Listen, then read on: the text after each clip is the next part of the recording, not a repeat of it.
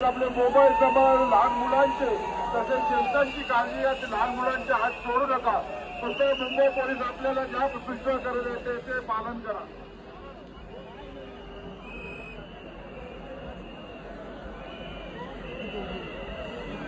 कृपया सर्व गणेश भाविक भक्तांना नम्रतेची विनंती आहे की आपापले मौल्यवान वस्तू सांभाळा. मुंबई पोलीस आपल्याला सहकार्य करत आहे. सूचना ज्या करत आहेत त्या सूचनेचे काटेकोर